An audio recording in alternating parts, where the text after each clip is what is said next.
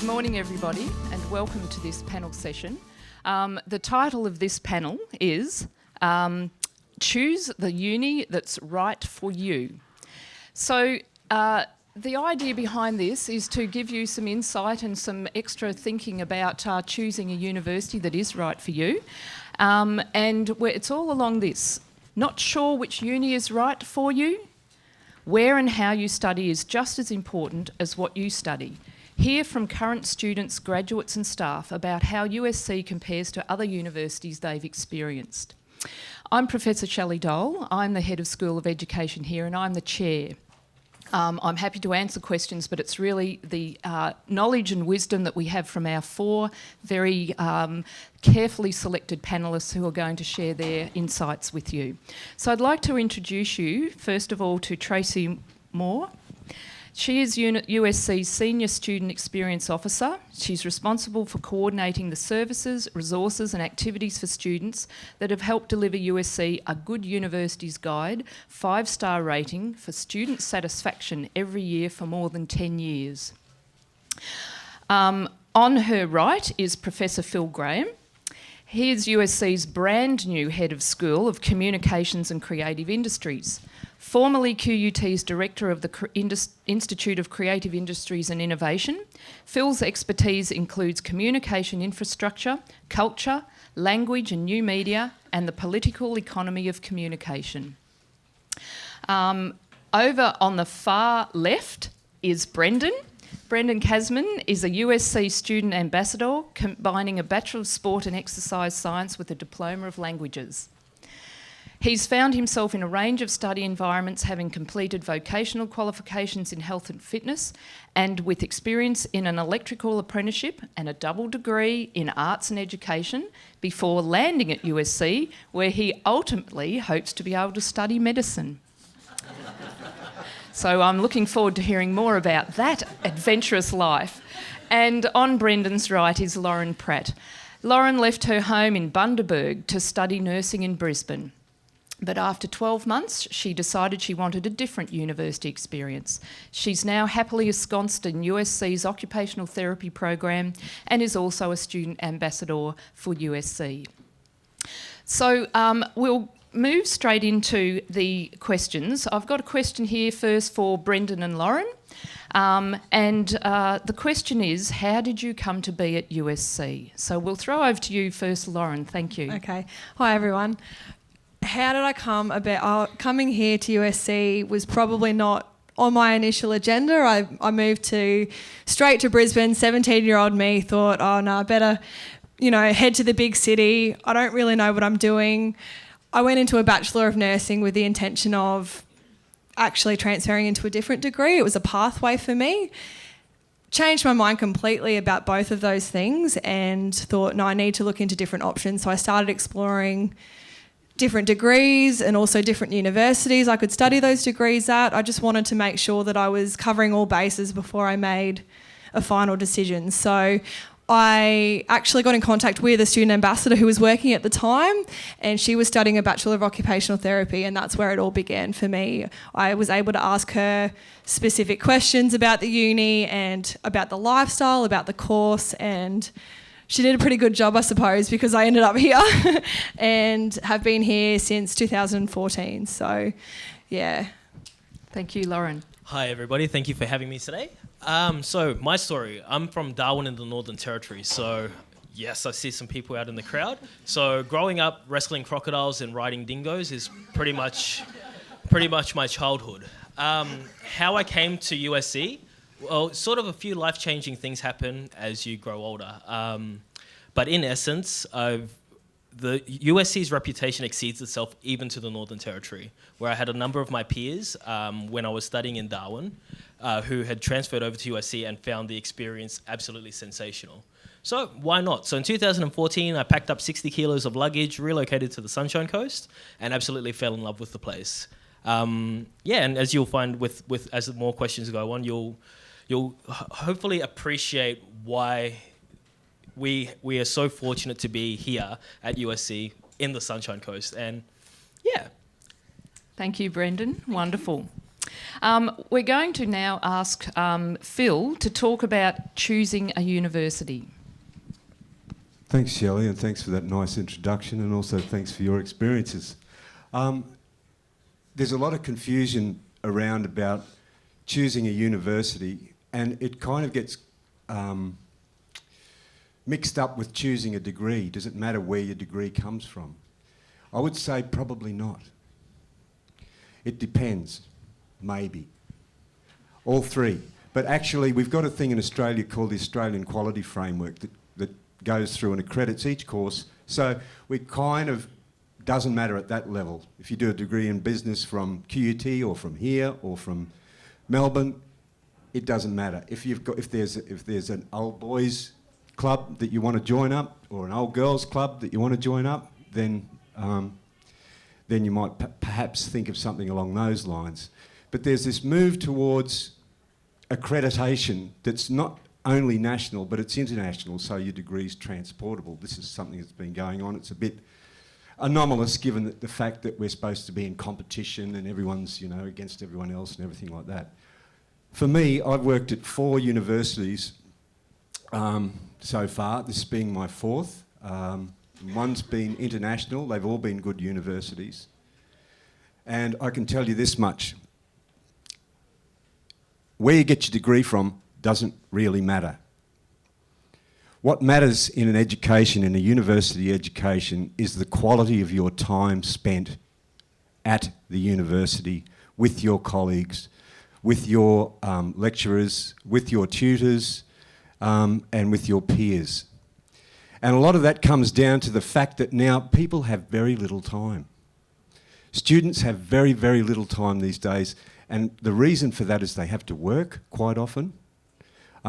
Sometimes they're supported, that's fantastic, but not always, and certainly not in areas where everyone in the family is already working. So you need to think about things like how much rent's going to cost you, how much you're going to have to work to pay that rent and your food, how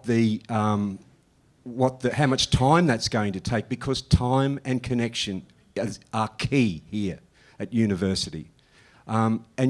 It's not even a matter of money, because you can't buy an education. You have to make the relationships you need to produce your own education and educate yourself into the world. It almost doesn't matter which degree you do, because you might change that. Or your child might change their mind after doing 6 months of nursing, 6 months of teaching. The connection between the degree and the job you get is not necessarily connected. A lot of teachers, Shelley will be able to tell you, change careers in certain areas. A lot of nurses quit, up to 50% in some cases. So think about the quality of the time you're going to spend, the value of rent, the cost of rent in a particular place, how well you're going to be supported, and in particular, how well the university supports its students. Thank you, Phil. Tracy is going to follow on from your experience as a student advisor. Yeah, thanks, Shelley. So the other thing I would actually say is that I think the quality of your study-related experience that you can get at university is really important as well. So your placements or just the contacts that you can make when you're at university. What I've seen here is that the Sunshine Coast is obviously a smaller market than, say, Brisbane or Sydney. So you have the opportunity to work quite closely with your academic staff, and through that you can actually be out doing work integrated learning, work experience that will actually help you secure a job at the end of it, because sometimes just the piece of paper isn't enough. It's the other things that you've done alongside of your study that is just as important.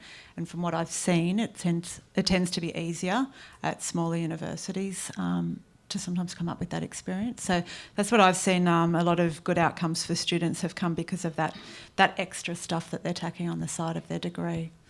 If you don't mind me putting my 2 cents in, speaking from a student perspective, again, quality is so important. So previously studying interstate and coming over, the biggest difference that I've found at USC is that the one-on-one contact time that you have with your lecturer and your tutor. How often will you hear the story that your lecturer or your tutor doesn't even look at you in a lecture hall or along just walking along, I suppose, outside. Every single one of my tutors and lecturers over the last 3 years know me on a first name basis. I don't know how professional this might sound, but I do even have a few of them on Facebook. Now, the benefits, it's pretty funny, but the benefits of that is if I'm going to pursue a high distinction in a grade, there's a very small percentage, and the academic staff can explain this further, but there's a very small percentage where that makes a difference between an 84 and an 85, which is a high distinction. So having a lecturer or tutor on Facebook to shoot them a message and say, yes, this is what you can do to fine-tune your report, or there's a few things that you might want to add, or you've misquoted a source. Those are the key ingredients to ensuring that you have success and making the most out of your time here, because at the end of the day, we're all spending in excess of 20 hours studying. On top of that, with work. So why not get the most bang for your buck as you can by having a smaller cohort, I should say. Thank you, Brendan. So I'm going to throw open another question here, because this will help us to get more of a sense of what they are studying and why they love it so much. That also links to why here. Why is it such a good thing to be studying that right here? So, Lauren, back to you. What do you love most about the area you study in now that you can tell us about, and why is it so good doing it here? Okay, so yeah, I guess I've made the conscious decision. I changed my courses, so I would hope that I'm doing something I'm now passionate about, which I am. So that's a relief.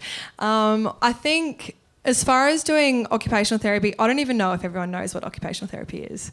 I'll start there. So basically, overall, we're working with clients to enable them to live a functional life day to day, to be able to do their day-to-day activities as best as they possibly can. So we might work with people with disabilities, with who have had injuries, so rehabilitation, children with developmental conditions, behavioural conditions. It's a very, very broad range of clients that we see, and I think that that's what appealed to me the most, is to be able to work with not just one set of people but a whole range.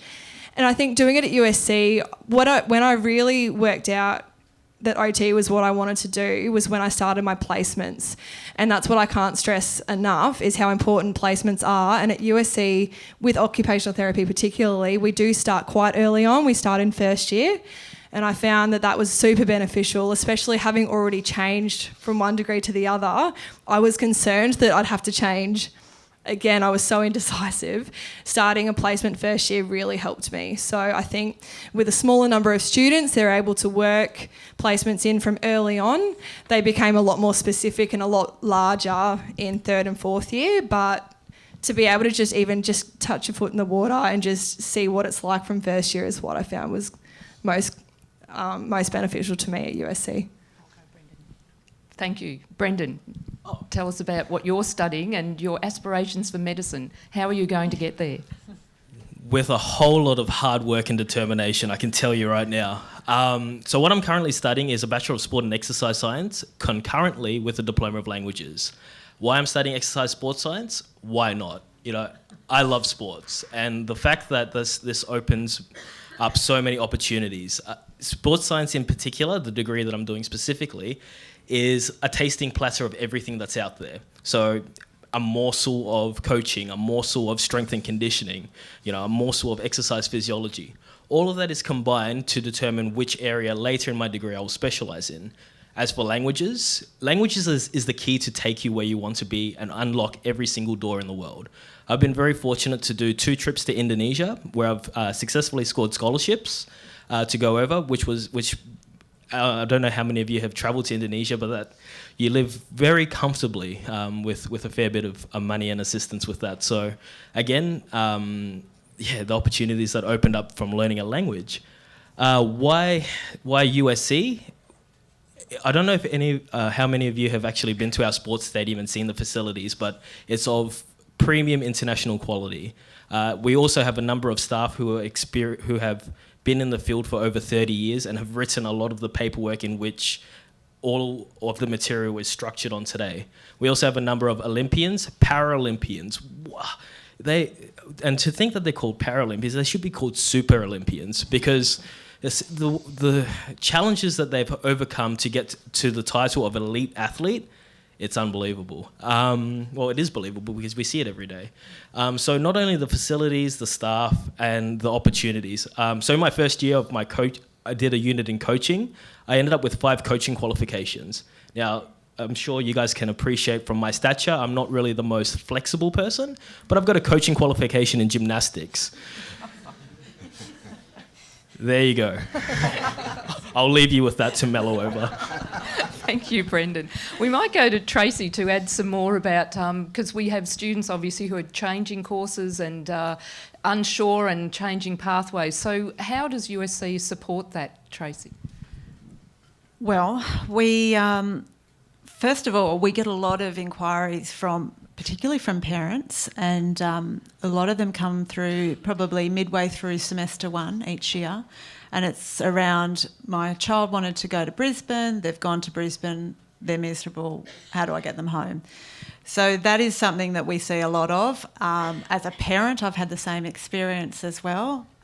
So in terms of coming back or transferring between unis, it's actually pretty easy. You can apply through QTAC most of the time, depending on the degree they're studying. So that's not a difficult thing. And I always say to parents particularly, and to students, if you're not sure of what you want to do, it doesn't lock you in for 3 or 4 years at an institution studying something. I can't even remember, but back in the olden days, I think there was, last century when I first started studying, but there was, you did your degree and you started it and you finished it. And sometimes it was a real battle.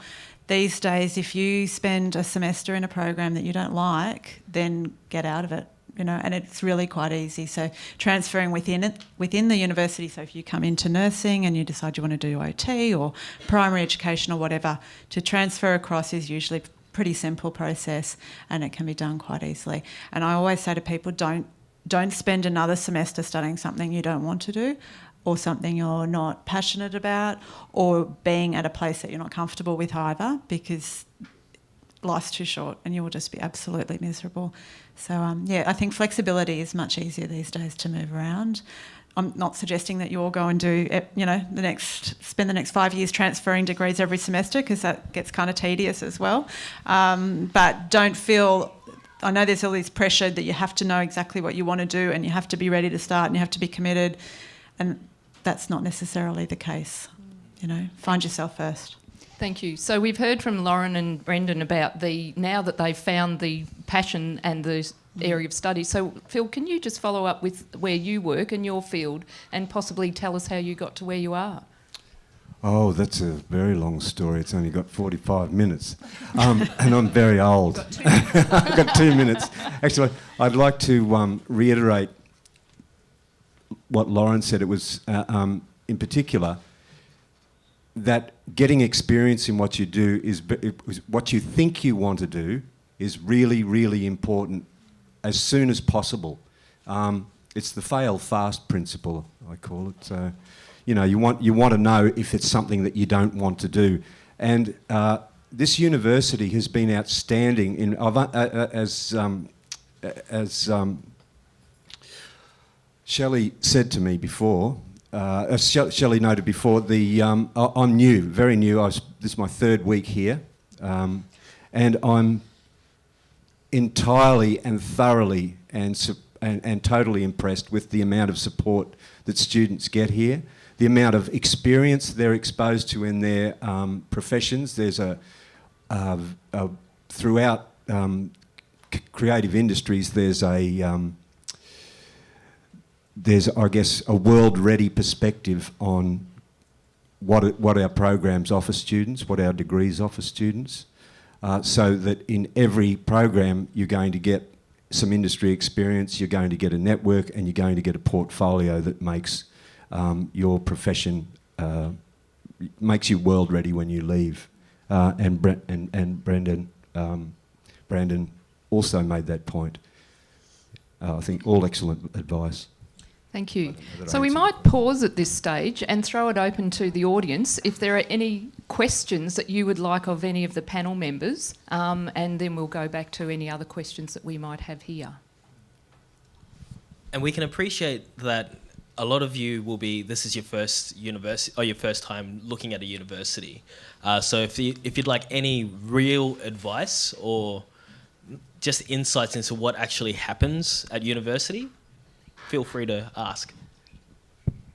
Hi, for the whole panel, I guess. How can prospective students gauge support offered by a uni? Where would you ring? Would you talk to students? Are there particular areas that you should talk to? I mean, unless you're at a university, it might be difficult to actually gauge what support's offered. I think we can all Thank have a you. crack at this. Yeah, good question. I think Tracy, do you want- Tracy's, yeah. Tracy, do you want to talk about that? Where can students, who can they call directly to get ideas about courses and programs and changing? So Student Central is the main inquiry point at the university. And they're contactable, or they're here today obviously, but they're contactable by phone and email as well. And they can basically point you in the direction of any sort of support service that you might need. So we have a unit called Student Wellbeing, which offers support around counselling and disability services, permanent or temporary. We've got Indigenous Services, which offer support to Indigenous students as well, and elite athletes where, you know, there's extra support along the line for them as well. But also we have a really robust system around supporting particularly commencing students. So Karen Nelson is our Pro Vice-Chancellor of Students. She has a focus on the first year experience for students, and that's something that I'm involved with. So we offer a really quite a broad range of support to first year students, because I think if you don't sort of get that support and you don't understand what's available, even if you don't need it, at least knowing where to go and how to get it is really important. So we spend a lot of time with commencing students, particularly in their first semester.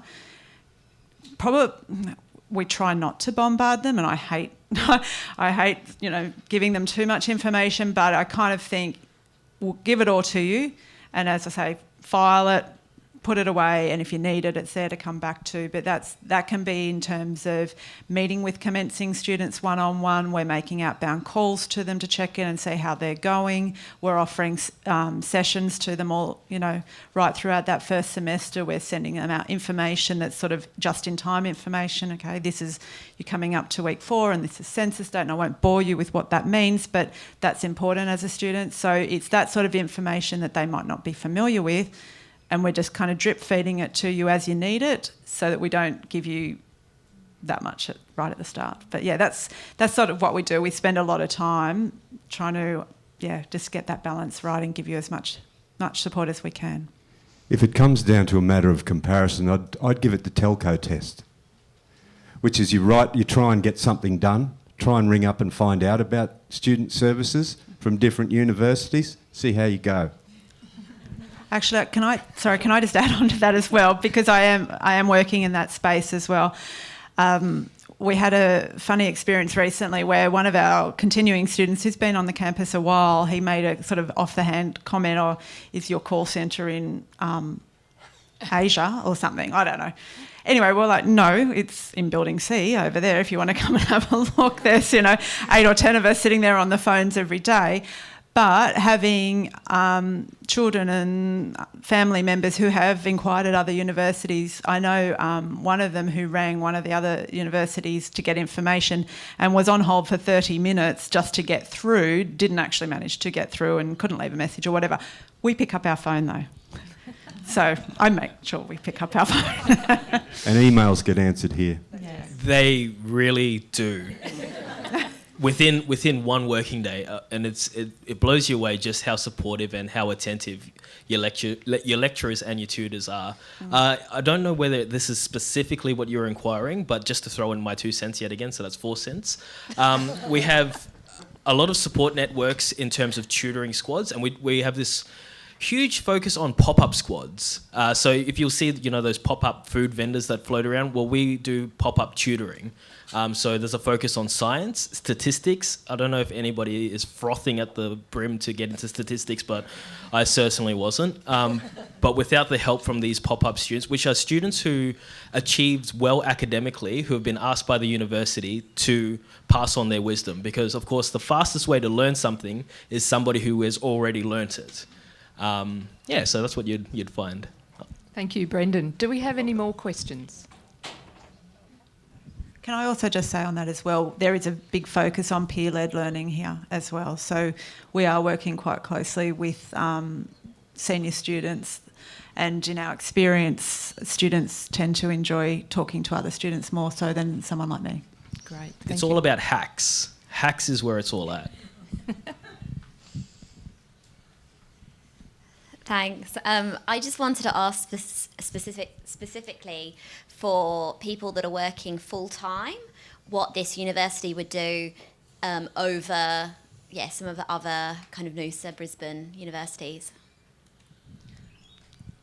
So we offer classes. So USC is primarily a face-to-face institution as well, I should point that out. So we do offer some some postgrad online programs, but primarily this is a face-to-face institution, and that's what we pride ourselves on. Having said that, some lectures are recorded, so not with as much gear as we've got today, but they are recorded and they're available to watch online, but primarily you do need to attend classes. The timetable is scheduled between 8 a.m. and 9 p.m, Monday to Friday, with some classes on Saturdays as well. I would point out, in terms of full-time work and studying, we recommend that students allow 10 hours per subject per week. So a normal full-time study load is 4 subjects, so that is 40 hours a week. So when we have commencing students coming in who are saying, I'm doing 4 subjects and I'm working full-time, don't do that. You're not going to enjoy it. You won't get anything out of it. You'll be incredibly stressed. So bear that in mind when choosing, if you're going to work full-time, how you're going to manage that with work and home and family and enjoying some quality of life as well. So put on my tab 6 cents now. In my first semester, I was that person. So I was working as a personal trainer, massage therapist. I also worked as a bartender while studying 3 subjects. So full-time while studying full-time, I totally understand. But again, this varies with subjects, but I can only speak specifically for my program. Open the dialogue with your lecturers and your course coordinators so they can understand. That way they can offer you elements of flexibility. So, okay, I can't get my assignment in week 12. Can I have a few extra days? Or I'm not quite understanding that. Then they'll direct you to avenues where you can learn. And I suppose one of the, I hope I'm sort of answering that question. But what you'll find, the longer that you go with your study, you're going to come to a crossroad where you have to pick and choose your battles. So I found out very quickly within a year that I couldn't battle the full-time employment with studying. So I backed off a few hours, and that made all the difference. But I also backed off a subject.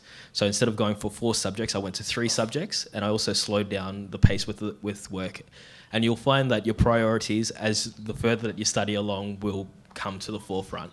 So, but in answer to your question, there is support. Just open the dialogue with your lecturers and your coordinators. They're more than helpful. And again, that comes back to the quality of the relationships you can develop in a place. And as Tracy said, it's about size. It's about what can happen after an institution gets to a certain size is that things get impersonal and you become part of a system. This university is not at that size. This university is still a personal experience for most of the people that I've spoken with. And I've been through... Thankfully I arrived just as the marks and all the student comments came in, so I got to review all of those. And I was thoroughly impressed with what I saw, actually. Not just the rate of response, but the kinds of things people were saying about their experiences of education here. It's obviously still very personal. So I guess the question would be, what can we do for people who are working full time, well, just ask us. And if you're interested in a particular area, go for it, and then you'll find quite a bit of support built into the system for you. Sorry, I would also add with that, you have the flexibility of changing how many subjects you enrol in each semester, so that's entirely up to you. So you can apply to study full-time, get accepted full-time, and then study one subject in your first semester, and the next one do 2 and 3 or 4, and go backwards and forwards, and we don't really care. I mean, it's up to you to enrol yourself. You don't need to ask our permission to do that. That's just what you do, as long as you finish your degree within, I think it's 10 years. Which sounds like. Lauren, would you like to add comment? Have you always been a full-time student, or have you I've varied? I've always studied full time. I just did the typical finish grade 12 and moved away, and I've been lucky enough to have some support from my mum and dad. So I've worked a casual job, but I didn't have to work full time to get through the degree. But just the support, and by comparison, I have studied at a city university. I'm not just saying this. People always say, "Oh, you're sort of just a number. You're part of a big group." But by comparison, it is sort of true. And I'm not bagging universities in Brisbane at all. I'm not doing that. But for me personally, this experience has suited my needs as a student and what I've wanted to get out of my degree. Thank you. Any other questions from the audience? We must be doing a very good job of giving you an exciting and interesting presentation. So I might just find one more question to wrap up our panel here. I thought this one might be interesting. Has there, probably to our student panellists, has there been a moment during your time here when you suddenly thought, I really made the right choice? Placement. Third year. But placement, I did 4 weeks in Toowoomba, but what really confirmed things for me, I did 8 weeks in, Brisbane, working in a disability service there, and it just cemented everything for me, 100%. I thought, no, this is me, because I tossed up between occupational therapy and physiotherapy for the first 2 years of my degree. I thought, what am I doing? What do I want to do full time? What do I want as a career? And that is the moment. It really was the moment when I realised that this is for me. Experience, getting out there in the real world, working with other therapists who are working full time in that service, just to see what they do day to day, and it really allows you to understand what you'll be doing once you're finished as well. Two things for me. The first one would probably be so biomechanics. I don't know, again, an unfamiliar term when I first started studying, but at the beginning of the semester, week 1, the first thing that we saw flashed across the screen was a 7-minute presentation from ABC's Catalyst. And it was essentially the difference between barefoot, so shod running, or running with shoes on. And they were throwing a myriad of terms that sounded too technical and scientific for me. And I had absolutely no idea. So in essence, after that, our lecturers then said, by week 10, everything that was said, you'll understand, and more. So naturally, we progressed through our semester, and at the end of it, as a treat, because that's what happens when you study biomechanics, you get the same video played again, the same 7 minutes, and every single term rung true. That's when I kicked back in the back of the lecture theatre thinking, yeah, I'm in the right place. It is actually making sense. That aha moment.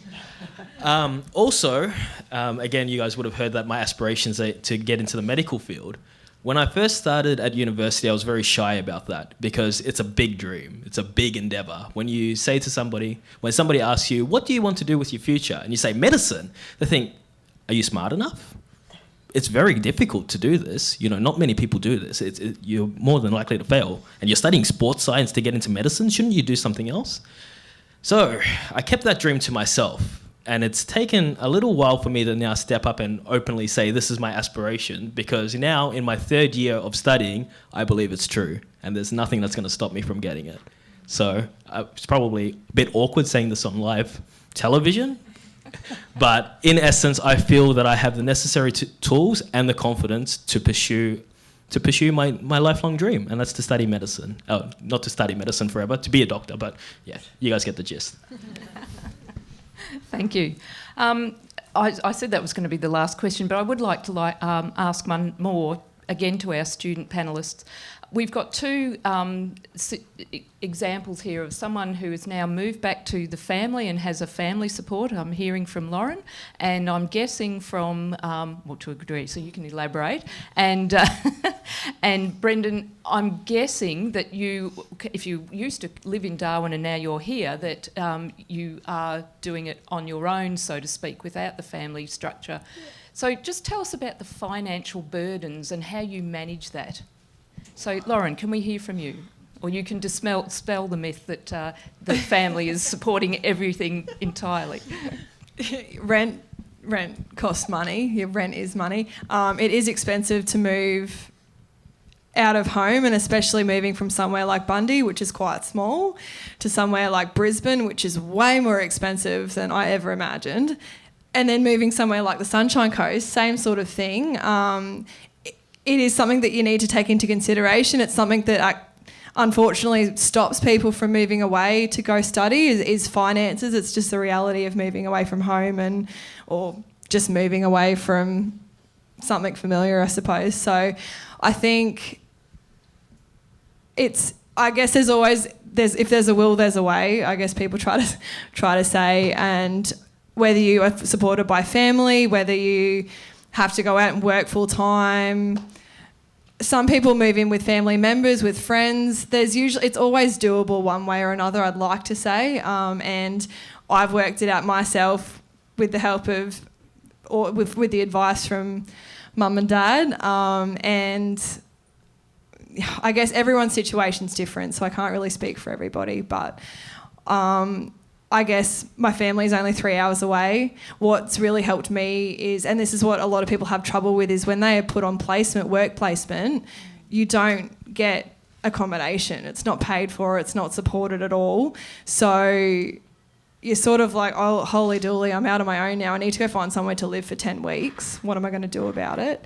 And that's when there is support through the university, so you can speak to the uni about it, but generally you're out on your own, and you just need to, hopefully, if you've got family around, or you can go back. I went back to my hometown, so this year I've just actually come back after being in Bundaberg for 10 months, and I did my final placement there, so I lived at home. And yeah, I guess just got to look at all your options. There is usually a way to work it out, and placement's over, thank goodness. But yeah, it's a bit of a tough one. Everyone's got a different sort of situation, but just speak to the uni, speak to your lecturers are really good with making preference for things like placements. They usually take into consideration your situation, and other than that, you just have to work with it and just hope for the best, I suppose. Thank you. Definitely an individual thing. So coming from Darwin, again, I was sort of enjoying it. I can't really say it's success, but I was living very comfortably with a lot of expendable income. And I suppose you'd see on Facebook all those memes about the student life and being a poor university student living on white bread and baked beans. So moving to the Sunshine Coast, I had a bit of financial backing that I made myself. But you find that I suppose it's getting a bit real now. Essentially, there will come times where you have to make decisions, as I spoke earlier about, where you have to make the decision to pursue a financial gain in terms of current employment, or do you put in the effort to further your education so then you can benefit in the long run? Again, we have scholarships at the university. I think there was 950 on offer at the last count. So that's just one application form that you fill in, you put away, and if you're eligible for it, then fantastic. There's also relocation scholarships. So moving from the Northern Territory, I was eligible for that. So that's one thing. And another thing that's sort of, it's not really spoken about much openly, but amongst my cohort, we definitely do, is using the resources that's available. And I'm talking about Centrelink. If you are able and eligible to take that, why not? Because as we've just pointed out, it's 40 hours of your life a week if you're taking a full-time load. That's essentially work. So you are getting paid to study. So make the most of it. I suppose for the first year and a half, I was one of those people that was a little bit too proud and thought, yeah, I should be all right. She'll be right. But eventually it gets to the point where it's not right. And you need to sort of, become real with yourself and really find out what is going to get you to the next step. So any form of resource that's available to you, take it. Thank you, Brendan. I've got one more question for you, Lauren. You're one of our USC ambassadors. Can you tell us about whether that was the case for you in your other university, or how you came to be one of our student ambassadors here, and what does that role mean to you? So, as I said earlier, a student ambassador who was working at the time that I was looking to transfer universities, she sort of took me under her wing and just explained to me all about what uni life was like, what, as I said, my course was like. And I guess that really is what made me want to do the same thing, because at the end of the day, she's sort of the reason I'm here, and she's the reason that I'm studying this course at this particular university, and the reason I've made it through the course. So I think someone as passionate as her enabled me to be able to do this, and I guess I just want to be able to pass on the same sort of idea, because university is a big decision, and going to study something, especially if you're not sure, and that's probably the hardest thing, is not knowing what you'd like to do. Just having someone who's in a similar position to you, or has sort of been there, done that, is already studying, it's the advice that you need. And as we were saying before, students often just want to talk to another student, and that's what we try to do. We go to schools and we talk to other students and help them make these important decisions. Thank you. So I hope you're getting the picture of lots of networks, lots of support, lots of people to go to ask questions, and don't ever be afraid to ask. Final comments. Tracy, anything to add? I would say don't underestimate the value of having your family around as well. Having lived through it personally, I've got a son who's now in second year uni.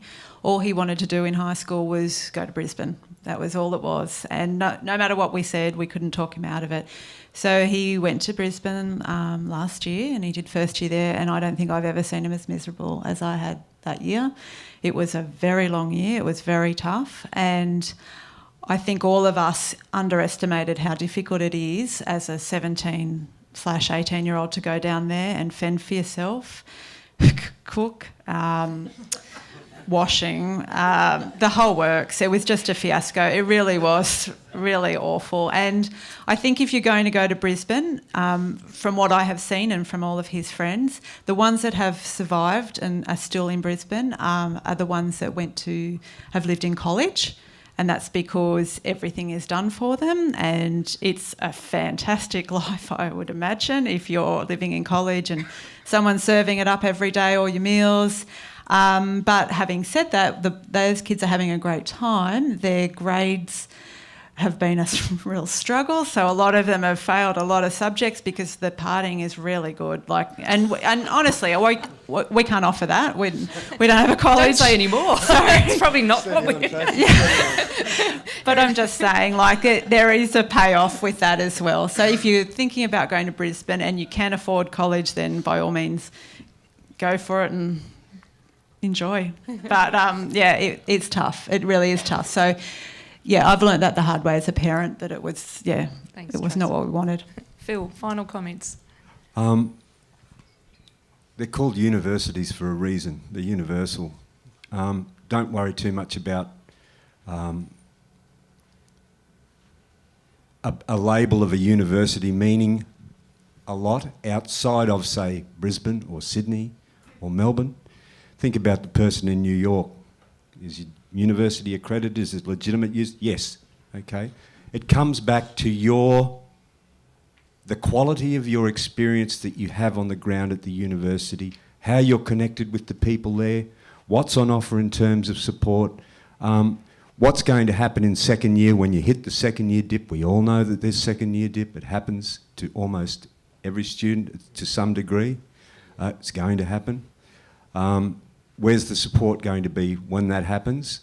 I'm here for a reason. I'm at the age where I had to make a decision as to whether to retire or to do this job, and I chose to do this job based on the kinds of things I'm talking about. Thank you. Any final comments from our students? Look, I'll just do a little bit of a plug for sport and exercise science.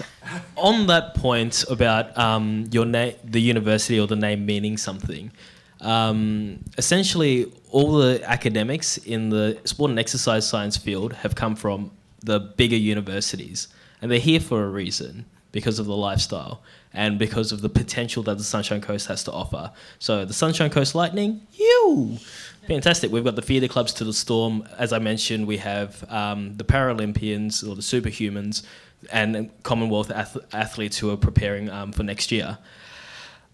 Also, in terms of our name, USC is actually very sought after in terms of a name with the sports science degrees, because we're the only university or one of the only universities that is ESSA accredited. So essentially, ESSA is Exercise Sports Science Australia. In order to get a job with any sporting field in Australia, you need to have that tag at the end of it. We're one of the only programs on offer in Australia where it's automatically accredited, which means that you don't have to spend an extra 6 months and hundreds of dollars getting the accreditation at the end of it. So that's sports science for you guys. I just think don't stress too much. I can say firsthand it is easy to change courses. Okay, yeah, you've spent maybe 6 months or maybe 12 months doing something that you don't really want to do, but you can gain credit for, there's quite a few courses out there you can gain credit for. And also, I like to say that 12 months of experience in nursing is what led me to what I'm doing now. So, and if I hadn't done that, I probably wouldn't be here. So just uni is what you make it. You've got to make it and tailor it to be your own experience. And that's what I love the most about it. Super flexible, and it's a good time. Pretty good time. Well, thank you to our 4 panellists, and thank you all for your time and interest in this session, and I wish you all the well and very best for your future studies. Thank you. Thank you, everybody. What did first year teach me? Your first year at uni is really important. Confidence. First year gave me confidence. Options. I've got a lot more now than when I started. Yeah, I made the right choice. USC. Rise and shine.